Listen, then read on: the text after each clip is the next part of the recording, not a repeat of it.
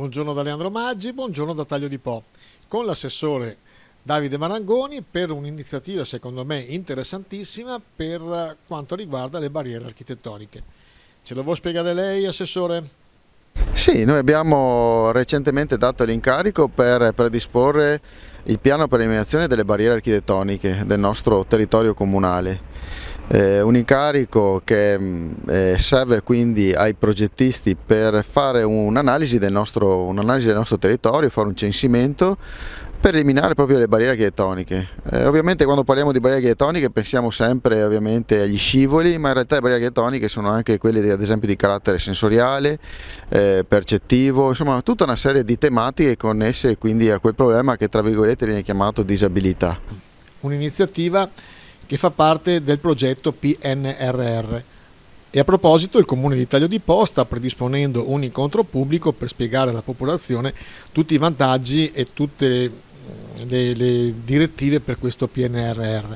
In ogni caso questo intervento pubblico sarà destinato a cosa? A scuole, edifici pubblici, cosa in particolare?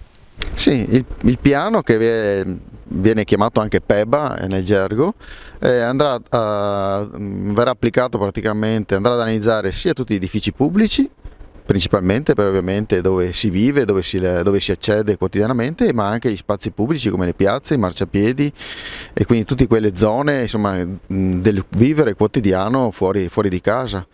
Il PEBA, giusto per aggiungere una cosa, è uno strumento che comincia ad avere un suo peso proprio perché nel caso di bandi di carattere quindi regionale, che però anche europeo, è uno degli strumenti che viene richiesto per avere un maggior punteggio, per cui insomma oltre al PAS che siamo già dotati, il PEBA va a utilizzare, cioè va ad incrementare diciamo, quella possibilità maggiore per il comune di accedere a ulteriori finanziamenti da qui in avanti. Allora il PEBA sarà articolato così: ci sarà un censimento che verrà fatto per vedere tutte le criticità che ha il nostro territorio e dopodiché avrà una validità decennale, per cui tutti gli interventi che verranno programmati secondo una certa priorità potranno essere calati anche nel piano triennale delle opere pubbliche, per cui è una programmazione che andrà avanti per 10 anni.